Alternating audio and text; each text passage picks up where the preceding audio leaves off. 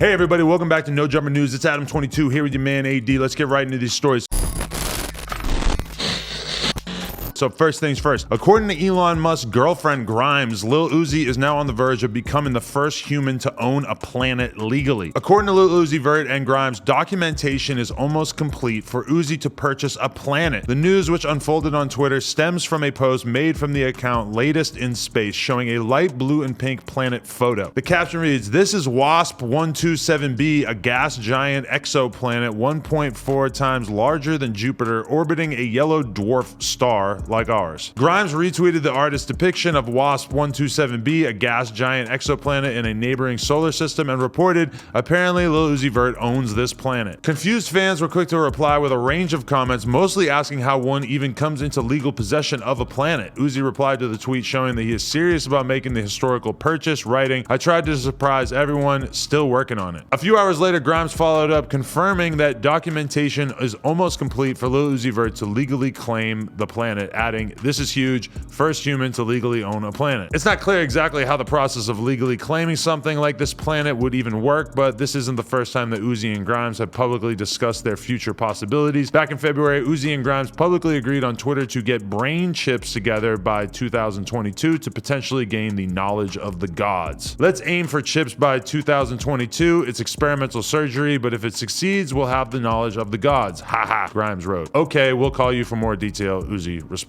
All right, so how is Elon Musk okay with Lil Uzi Vert and his girl Grimes being out here on Twitter talking about getting matching brain implanted chips? Like, my bitch better not have a fucking chip in her brain from absolutely anybody besides maybe the guy on the outside of the Pringles box. What? It's a can, sorry. I was just like, what the fuck? Hey, no, bro. I seen some of the brain chip thing that Elon Musk was talking about. And if this happens, it's gonna like stop people from being blind and other like neurological fucking diseases and stuff like that. But yeah, that's just crazy. They have a weird friendship, and I'm starting to really think that Lil Uzi is not from this planet. If you watch Naruto, they got some people called the Sutskis that come from the sky. I'm starting to think that he's in the Sutski. I like the idea that he has a lot of money, and while like every other rapper is spending their money on like comparatively boring things like jewelry and cars and stuff, he's out here putting a giant diamond in his forehead, buying a planet. I don't really know if I buy the idea that you could buy a planet. Like, I'm pretty sure if I were to ask like an astrophysicist right now, they would say like, no, that doesn't make any sense. You can't buy a planet. But I mean, you know, I support him if it is possible. I would like to buy No Jumper one day. This is not a planet, though. It's just a business. No, it's a planet. In a warehouse. It's a planet in the warehouse of my eyes.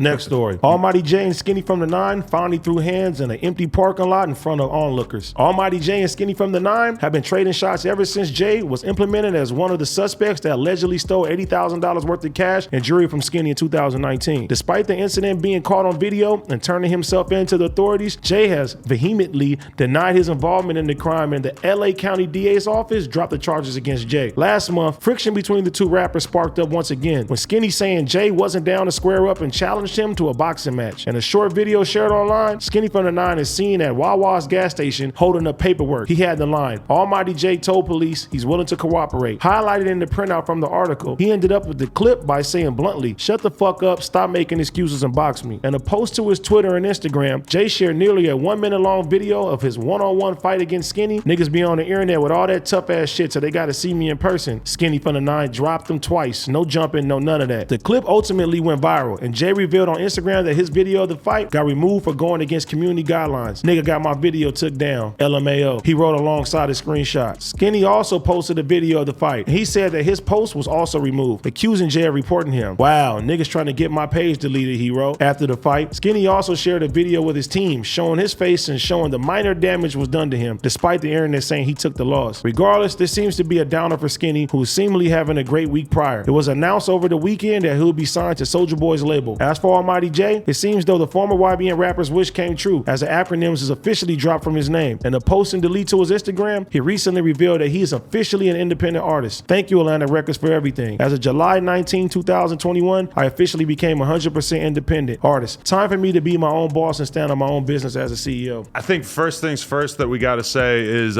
congratulations to these guys for having a fair fight. Doesn't happen a lot these days, especially on camera, but it was nice to see it actually happen and for them to, to, you know, presumably work through their issues without any crazy violent shit happening. Just a good old fashioned fight like this is the fucking 70s and we're Big U outside the roller rink.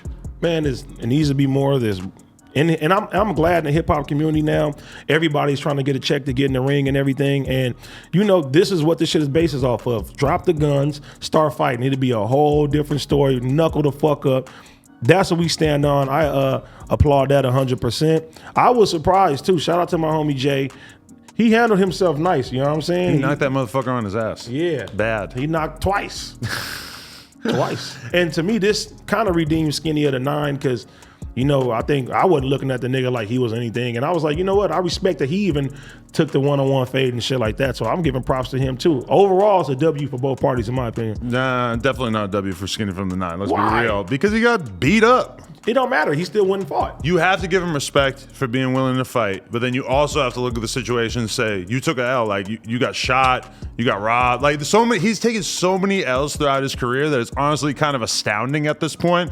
And I mean, you just can't paint this as a W. You got knocked on his ass. If it happened to you, I would say, hey, big respect to you for fighting. But yeah, of course you got to take it as an L when you get knocked on your ass. But see, that's like right now, if I challenge Yuri to a fight, no one's gonna think that Yuri's gonna want to fight me. If Yuri get a couple of punches on me, it's a W for him, yeah, bro. but Yuri is tiny compared to you. Jay and Skinny from the 9, realistically, it looked like a pretty good fight. They looked like roughly the same size when they were fighting and stuff. That's actually kind of the amazing thing about it is that they didn't do a boxing match because they probably could have each made 6 figures if they had signed on to fight at one of these celebrity boxing matches. But if this didn't happen, would you think that Skinny of the 9 would have fought Jay?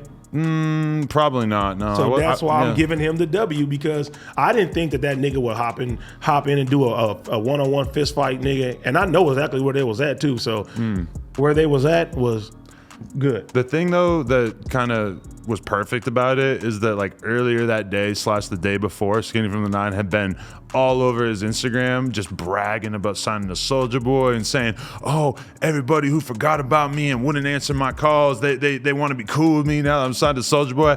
And I'm thinking like, bro, you know that like just signing to Soulja Boy doesn't mean anything. You have to actually make some popular music. You have to do something that people will actually want to listen to, which is something that you really have not proven to the public you've been able to do.